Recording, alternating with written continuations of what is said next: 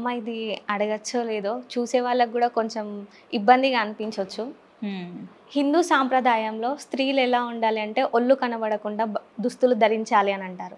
కానీ కామాఖ్యలో లలితాదేవికి యోని పూజలు చేస్తారు.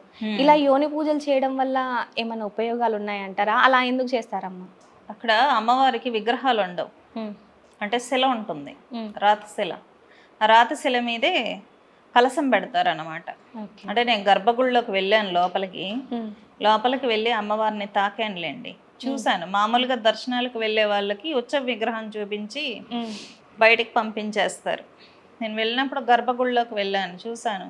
శిల ఉంటుంది, శిల మీద కలశం ఉంటుంది, కలశానికి చీర కట్టి ఉంటుంది, అంతే. అక్కడ మనం ఏమైనా చూడాలంటే కూడా ఏం కనపడదు. ఇంకా అమ్మవారు స్వరూపం అక్కడ యోని స్వరూపమే కాబట్టి చేసే పూజను యోని పూజ అంటారు, అంతే. అంతకుమించి ఏమి ఉండదు.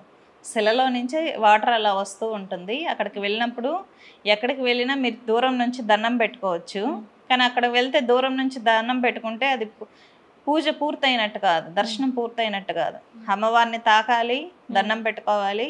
అమ్మవారి యోనిశిల కింద వాటర్ వస్తూ ఉంటుంది భూమిలో నుంచి, ఆ వాటర్ తీసుకుంటే దాన్ని స్పర్శ దర్శనం అంటారు.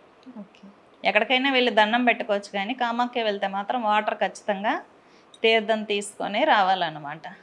అప్పుడే దర్శనం పూర్తయినట్టు. అమ్మవారి యోని స్వరూపంలో ఉంటుంది కాబట్టి దాన్ని యోని పూజ అని అంటారు. అందులో ఏం తప్పు లేదు, ఎందుకంటే అది విశ్వానికి గర్భం, మాతృ గర్భం లాంటిది అనమాట. అంతే, సమస్త సృష్టి అక్కడి నుంచే ఉద్భవించింది కాబట్టి అందులో ఏం తప్పు ఉంది. మన మాతృదేవత.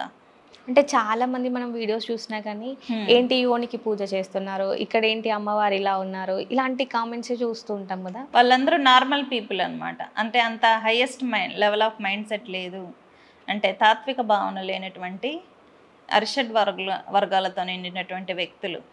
వాళ్ళకి మనం ఏం చెప్పలేం, పశుభావనలో ఉంటారు కాబట్టి వాళ్ళకన్నీ వ్యంగ్యంగా వక్రంగా కనపడుతూ ఉంటాయి. ఉపాసనా బలం లేని వాళ్ళు వేలెత్తి చూపిస్తారు, ఉపాసనా బలం ఉంటే అసలు అక్కడ తత్వం, అమ్మవారి తత్వం అర్థమవుతుంది.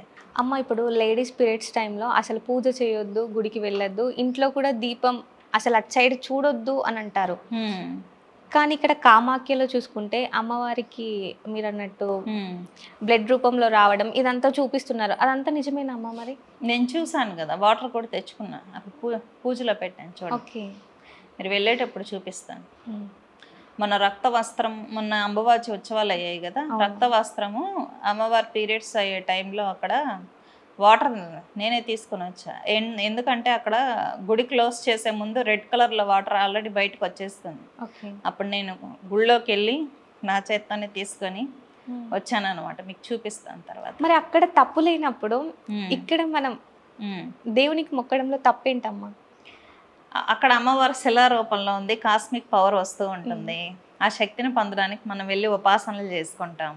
ఇక్కడ స్త్రీలకి ఏంటంటే పీరియడ్స్లో ఉంటే తప్పంటారు, అదే కదా మీరు అడుగుతుంది. పీరియడ్స్ టైంలో ఏంటంటే బ్లడ్ కిందికి వెళ్ళిపోతుంది. టెంపుల్స్కి వెళ్తే ఏంటంటే టెంపుల్స్లో ధ్వజస్తంభం ఉంటుంది. టెంపుల్ స్ట్రక్చర్ అంతా ఎలా ఉంటుందో తెలుసా? మూలాధార చక్రంలో ఉన్న శక్తి సహస్రార చక్రానికి వెళ్ళేటట్టు అక్కడ డిజైన్ చేయబడి ఉంటారు ఆగమ శాస్త్రాల ప్రకారం. ఎవరైనా స్త్రీ పీరియడ్స్ టైంలో టెంపుల్కి వెళ్ళారనుకోండి, వెంటనే స్టమక్ పెయిన్ వచ్చేస్తుంది. అంటే శక్తి అపోజ్ చేస్తుంది పైకి వెళ్ళడానికి, బ్లీడింగ్ కిందకి కదా వెళ్తుంది. అపోజ్ చేస్తే కొంతమంది తట్టుకోలేరు స్టమక్ పెయిన్కి, అందుకని వెళ్ళొద్దు అంటారు ఆ టైంలో. అంతకుమించి ఏం లేదు.